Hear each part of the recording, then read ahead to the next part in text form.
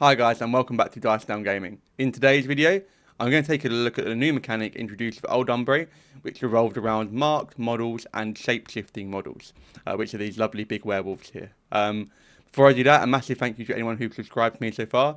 If you like what I'm doing, I'd be grateful for a subscription, a like on the video. I'd love to hear your feedback in the comments about what you think about the new mechanic. I think it's going to be fantastically interesting to play against, to be the controlling player. I think it can be fantastic in list building. So let's dive right into it. So what is this new mechanic I'm talking about? So it revolves around two things. Before I do that, I think I should just shout out that I think this army looks fantastic. I've already pre-ordered the core box now. I absolutely love the lupines, which are the sort of werewolf models. I think the liege men look really fantastic. I mean, I love goats, so I've got some goats as well. Yeah, I'm really excited to get the core box, and I can't wait to see the last box. So let's jump into the actual mechanic of marked and sort of shape-shifting models. So in the army, you'll find some models which have the keyword marked. At the moment, the Liegeman Wardens, the Liegeman Attachment, and the Shearling Dark Shepherd are all marked models. What you'll also find in the army is a rule called Shapeshifter. Now, Shapeshifter has been will be slightly adjusted. If you head over to the Discord and go to the rules and FAQ section and search for Shapeshifter, or if you search for Shapeshifter, will also find this one. There's been a few questions about how the shapeshifting works, and the Infernals have made a comment that the wording is going to be changed on Shapeshifter and Invoke the Beast, which is an ability from a solo, and that's going to be changed going forward. So what I've done is I've copied and pasted that change nice and big so we can read it without zooming in. And the wording on Shapeshift will be changed into the following. The models do not begin in play, so you can't begin your game with your lupines in play. When a friendly marked model, and as we just took a look at, marked models will be, your liegemen. These are marked. When a friendly marked model is disabled by an enemy attack, or as a result of a continuous effect, this model can immediately replace it. So your lupines, when one of your marked models is destroyed, or dead by a continuous effect, they can be placed in place of your marked model. The replaced model is moved from play. When a shapeshifter model replaces a model that has entered play this turn, or that had already activated its turn, it must forfeit its normal combat and movement. So this covers if you ambush a unit, and then you use a rule called Invoke the Beast to then convert one of your marked models, replace a marked model into a shapeshifter model. Or it covers if one of the new Warlock has the spell Revive. So if you ran a unit and then you use the Animus ability to trigger a shapeshift on one of your models, it covers that as well. So if you ambush a model, or if you run a unit and then revive a model, and then in unison use a rule from the Animist to trigger a shapeshift, you have to forfeit both combat, action, and movement. So that covers those cases. When this model replaces the disabled model, the model is not considered to have entered an area. It doesn't trigger effects triggered by entering that area. So if you have something that says, when you're placed in X range, you don't trigger that by using the shapeshift. And a note distinction also is that when a shapeshifter model replaces a model, so now it replaces, so continuous effects and sort of spells that affected the marked model no longer carry over. It's essentially a new model with a clean state. And this is what it says down here, that knockdown spells and other effects no longer carry over. So that's how shapeshifting works. So what that means is in your list, you'll probably have some liegemen and maybe some shearlings. I mean, I absolutely recommend shearlings. I think the goats rules are fantastic, and they're goats. I don't think I need to say any more than that. And in your list, you could also include some lupines. And what this will allow you to do is when one of your marked models is disabled by an enemy attack or dies continuous effect, you can replace that marked model with one of these lovely lupines. Now, let's take a look at the marked models. First of all, we've got the shearlings. Only the Dark Shepherd is marked, and the goats are not marked. The goats have a rule called Scapegoat, so this is fantastic. Whenever another friendly faction model within 3 inches of this model is directly hit by attack, you can remove the goat instead of having a damage roll. So this is really, really fantastic that you can choose when you remove one of these goats. If someone's got critical armor piercing and they trigger it, you can remove the goat for that attack. If someone charges you, you can remove a goat for the charge attack. Really, really powerful. It's like a shield guard for melee, and you absolutely have complete control over when you remove the goat. I mean, if the faction gets a colossal, that colossal could be really hard to kill. The Mark model is your shearling. He has got a few rules. Friendly faction shapeshift models within 5 of him gain bloodthirst, which is really nice. So you get when you charge a living or undead model with +2 movement, really, really nice. And he can do an ability a turn. He has guidance, which grants either sight and magical. Hex bolt, which strips upkeeps. Sorry, no, that's Hex Blast. Hex Bolt, you cannot make special actions, special attacks, sorry. And Shepherd's Call, you can remove 1 free point from each friendly living faction war beast within 3 of him. So he's a bit of fury management. Also assists your marked models by, shapeshifter models by giving them +2 movement when they charge. And has utility and guidance and Hexbolt. He himself is marked. So when the Dark Shepherd dies, he could be replaced by a Lupine. And you've got your Liegeman, which is sort of like your basic with Mat 6, Def 12, Armor 16, Armor 18 in melee. And the Primalist I really like, because really got some flavorful rules. That each turn it picks an aspect. If you pick Stag, you get Brutal Charge. Wolf, you get Prowl. And Lynx, you get Tree Walker. And it also gives the unit set defense. So you're Def 14 if you're charged in melee. And you can have an additional rule a turn. The Liegeman Primalist is marked. And the Liegeman are marked. Then, if we take a look at the Lupine, I'm going to start with the Shifted, because the Apex, I think, is really good. Got the Lupine Shifted. This is 4 points. This is 2 points.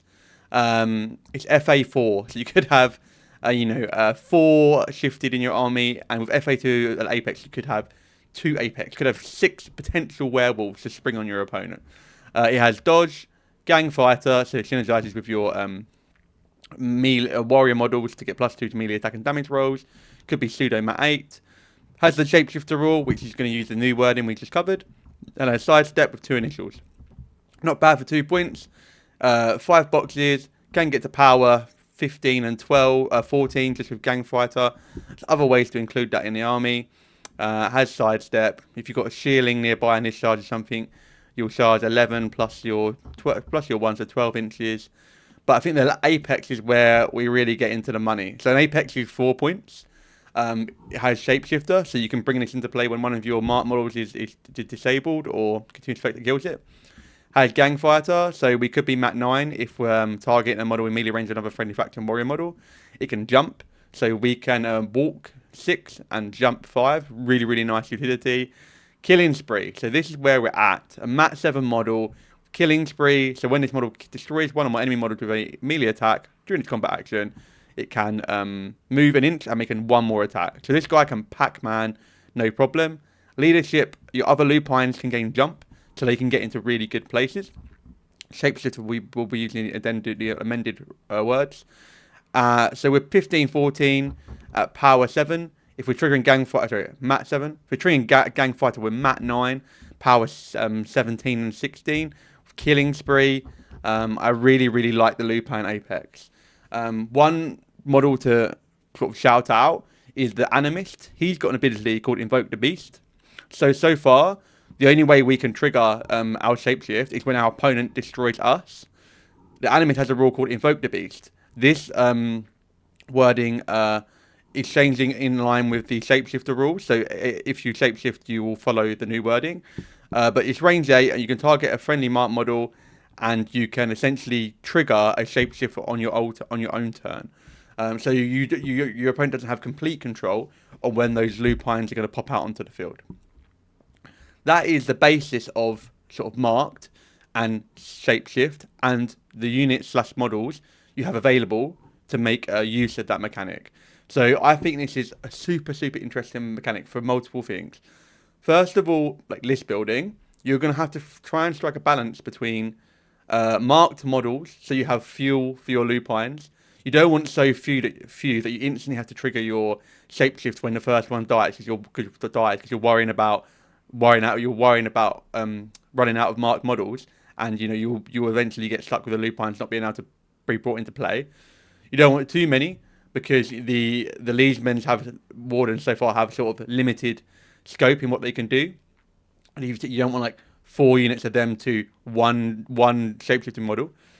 So I think list dichotomy is going to be really interesting to see how many marked models people take, how many shapeshifting models people take. And then you've got the gameplay mechanic of, as an opponent, whenever you kill a marked model, as a player, your opponent, whenever you kill an opponent's model, they could trigger shapeshift and they could spawn an apex or a shifted. Obviously, early in the turn, when you've got lots of resources left, that might not be a problem. They might trigger a shapeshift and you've got the resources to remove the lupine that they create. Obviously, they're probably not going to do that, and they're going to trigger shapeshifts where you're running low on resources. So when you're getting towards the end of your turn and your attacks start, you're using your attacks, you have to be aware that if I kill this Liegeman Warden on this objective, it could trigger into a lupine apex, and on their turn, it's going to come and clear my unit off. Not only that, if they've got one model left on an objective, you've got one attack left, you're like, great, I can clear this objective. Well, no, if you kill my last model on the objective and I've got a lupine shifted in my back pocket, I'm going to replace that marked model with a lupine shifted, and I'm still going to contest that objective. I think that's really, really interesting gameplay for you as a player against Old Umbrey, but also as an Old Umbrey player, you've got loads of decisions to make on your opponent's turn. Whenever your marked model gets lifted, so your Liegeman or your Dark Shepherd, you've got a choice of do you want to trigger a lupine, and I absolutely love that game choice. I think it's going to be really, really interesting for both the opponent and both the and for you as a player and your opponent. And not only that, you've got the Animus, so you can trigger. You're going to be able to trigger the Invoke the Beast. You could take 2 Animus, and I think you will, because they've got fantastic rules. Blood Ritual is a really good rule to sacrifice a model and fuel a Primeval, for example, with corpse tokens. And you're probably going to sacrifice probably your Liegemen. I think the Goats are too good to sacrifice. And the Dark Shepherds bring you quite good utility. So the Liegemen can fuel your Primevals with corpses, very quickly get the +2 to damage rolls. It's got ability to heal your living models within 6. It triggers your shapeshifting, and also can extend the range of your spells on your warlock. So I think for 2 points, you probably want 2 Animus in every list. I think they're fantastic. And that ability to trigger Invoke the Beast yourself gives you a bit more control in when you're going to pop out these shifted and apex models. I'm really, really excited, I'm not sure if you can tell, about the mechanic. I can't wait to see how it plays in the game. I can't wait to play against it myself, because I think it's going to be super interesting. Where am I going to attack? When am I going to use my attacks? Thinking about if I use these attacks, which are higher power, and an apex pops out, and I'm going to be able to remove that, and how much the problem is that apex going to be for me. As a Bride Mode player with lots of Marauder crew, probably quite a big problem, and that's going to be great. I think the models look so cool. I think the apex just looks incredible. The shifted have got this sort of like very sort of like werewolf look, but still looks slightly human. Almost like you can tell they've come from a human, they've shifted from a human. Yeah, I'm hyped for this. I think fantastic. I think it's interesting list building. I think it's interesting as the controlling player. And I think it's interesting as the opponent to play against. I'll wrap it up there. I'd love to hear what you think about sort of the shifted, the sort of the lupine, the shape shifting, the marked. I'd love to hear what you think about the mechanic and the models so far. Yeah, just let's get talking. Until the next one, guys. I'll see you then.